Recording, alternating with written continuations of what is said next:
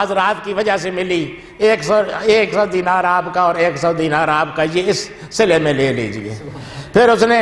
اور اشرفیہ نکالی، کہا کہ آپ دونوں کو آنے میں تکلیف ہوئی ہے، وہاں سے چل کر یہاں آئے ہیں، مجھے وہاں نہیں بلایا بلکہ خود یہاں تشریف لائے ہیں، اس تکلیف کے عوض یہ 100 اشرفی مزید پیش خدمت ہے۔ وہ اشرفیہ نکالتا گیا،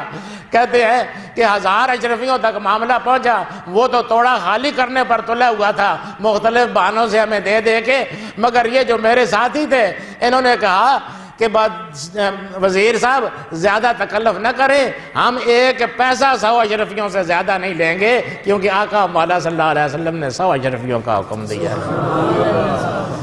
بس جو حکم ہوا ہے وہاں سے اس کے مطابق ہمیں 100 اشرفیاں دے، باقی ہم کچھ نہیں لیتے ہیں، کیونکہ آقا نے اور کچھ ذکر نہیں فرمایا تھا، ایک ہی 100 اشرفیوں کا حکم ہوا تھا، بس 100 اشرفیاں ہمیں دے دے، ہم جاتے ہیں۔ تو انہوں نے صرف 100 اشرفیاں لیں اس سے اور چلے آئے۔ تو مجھے اس بنا پر ان کا بہت احترام رہتا ہے کہ ان کے لیے حضور صلی اللہ علیہ وسلم نے مجھے خواب میں حکم دیا کہ جا کے اس کی ضرورت پوری کرنے کا یہ انتظام کرو، اس لیے یہ جب بھی آتے ہیں میں ان کا احترام کرتا ہوں اور تکریم کرتا ہوں۔ تو اب دیکھیں کہ حضور صلی اللہ علیہ وسلم، ایک آدمی اپنی تنہائیوں میں بیٹھے ہوا پڑھ رہا ہے اور اچانک اس کو وقت اس کو اپنا وہ روکنا پڑ جاتا ہے درود شریف کسی وجہ سے۔ یہ ساری باتیں حضور کے علم میں ہیں، فلاں شخص کہاں پر کوئی شخص بیٹھا ہوا مجھے درود شریف پڑھ رہا ہے، کتنی دفعہ اس نے پڑھا تھا، یہ تو تسبیح پر گن رہا ہوگا، اس لیے اس کو پتا تھا۔ حضور صلی اللہ علیہ وسلم کو کیسے پتا چلتا ہے کہ وہ 700 اس نے پڑھا تھا؟ حضور صلی اللہ علیہ وسلم کے علم سے کوئی شے پوشیدہ نہیں ہوتی ہے، اور آپ کو اس طرح گننے کی ضرورت نہیں ہوتی ہے، ہم نہ گنیں تو ہمیں نہیں پتہ چل سکتا ہے کہ 700۔ حضور صلی اللہ علیہ وسلم کو ویسے پتہ ہے کہ یہ 700 اس نے پڑھا تھا، پھر یہ اٹھ کر چلا گیا، پھر یہ بھی پتہ ہے کہ 300 باقی رہ گیا تھا اور وہ 300 واپس آ کر اس نے مکمل کر لیا تھا، درمیان میں صرف وقفہ آیا تھا۔ یہ دونوں باتیں، اور وقفہ کیوں آیا تھا؟ اس لیے کہ بادشاہ کا بلاوا آیا تھا، غرض ہے کہ کوئی بات ایسی نہیں اس کی جو حضور صلی اللہ علیہ وسلم کے علم میں نہ ہو، وہ تنہائیوں میں بیٹھا ہوا پڑھ رہا ہے اور حضور صلی اللہ علیہ وسلم وہاں نہ صرف اس کے درود شریف کو سن رہے ہیں بلکہ ساتھ ساتھ حضور صلی اللہ علیہ وسلم کو اس کے شمار بھی معلوم ہے کہ کتنا پڑھ رہا ہے اور کب کتنا پڑھا ہے کسی نے۔ تو دوستو، اس لیے حضور صلی اللہ علیہ وسلم کے علم کی کیا بات، جو بھی درود پڑھنے والا درود پڑھتا ہے حضور صلی اللہ علیہ وسلم تک وہ پہنچتا ہے، اور اگر فرض کر لو کہ نہیں پہنچتا ہے تب بھی ہمیں کیا، ہم نے تو پہنچانا ہے اپنا حضور صلی اللہ علیہ وسلم۔ اگر وہ خود نہیں سنتے ہیں، فرض کر لو کہ حضور خود نہیں سنتے ہیں، لیکن اتنا تو پتہ ہے کہ جو پڑھے گا وہ پہنچے گا بہرحال۔ چلو فرشتہ ان کو پہنچا دے یہ بات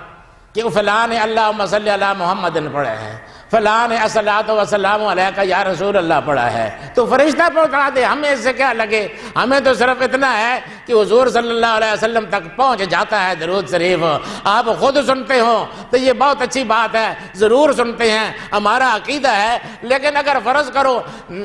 نہ سنتے ہوں خود، تب بھی ہمارا کام تو درود پہنچانا ہے آقا کے حضور۔ وہ براہ راست پہنچتا ہو تب بھی ٹھیک ہے، فرشتوں کے ذریعے سے پہنچتا ہو تب بھی ٹھیک ہے، وہ جو اوپر فرشتہ کھڑا ہوتا ہے اس کے ذریعے پہنچتا ہے تب بھی ٹھیک ہے، جس طرح سے بھی پہنچے، غلاموں کا کام اپنے آقا کے حضور صلوات کا نذرانہ پیش کرنا ہے، درودوں کی ڈالی پیش کرنی ہے۔ اس سے کیا باس کہ کیسے پہنچتا ہے، جیسے بھی پہنچے حضور کی خدمت میں غلاموں کا یہ نذرانہ پہنچ جانا چاہیے۔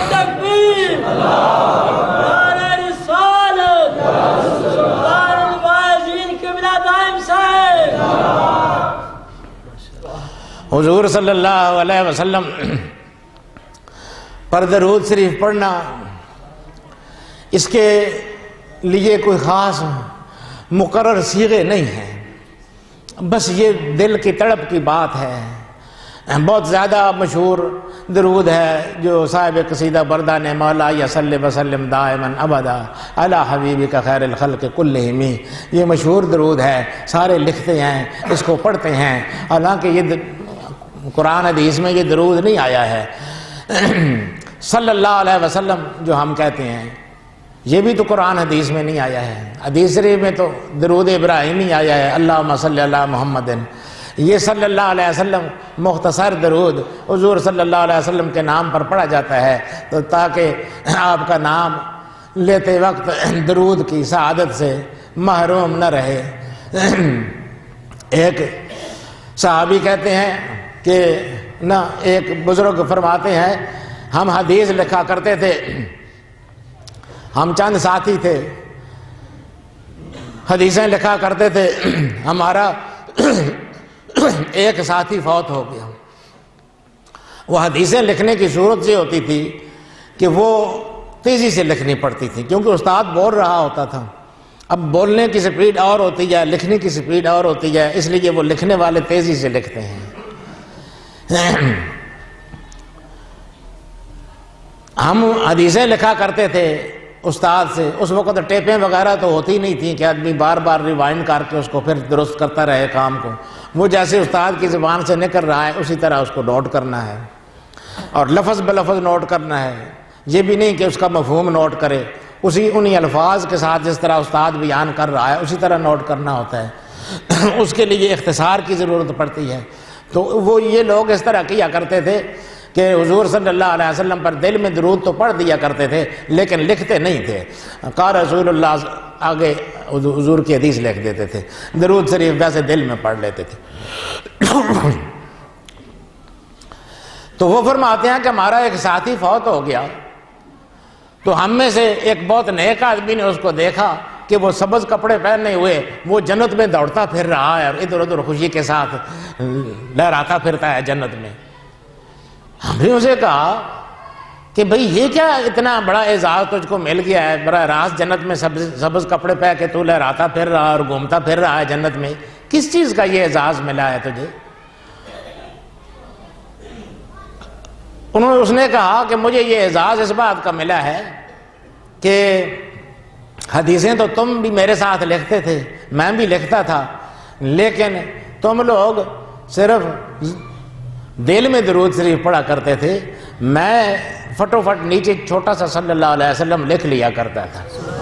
جہاں حضور صلی اللہ علیہ وسلم کا نام آتا تھا میں ساتھ ہی لکھ دیتا تھا صلی اللہ علیہ وسلم جلدی سے۔ تو اگرچہ وہ جلدی سے لکھا جاتا تھا مختصر سا چھوٹا سا، لیکن میں بہرحال رسول اللہ کا جب بھی تذکرہ آتا تھا درود شریف لکھے بغیر نہیں گزرتا تھا۔ تو اللہ پاک نے کہا کہ یہ وہ شخص ہے جس نے میرے محبوب کے نام پر اپنے قلم کو چلانا بغیر صلات کے گوارا نہیں کیا، اس لیے اس کو بخش دو اور اس کو جنت میں بھیج دو۔ یہ مجھے اس چیز کا صلہ ملا ہے کہ میں جب بھی رسول اللہ کا نام آیا اس کے ساتھ صلی اللہ علیہ وسلم لکھتا چلا گیا۔ میں نعرہ تکبیر، نعرہ رسالت، شان غلامان مصطفیٰ۔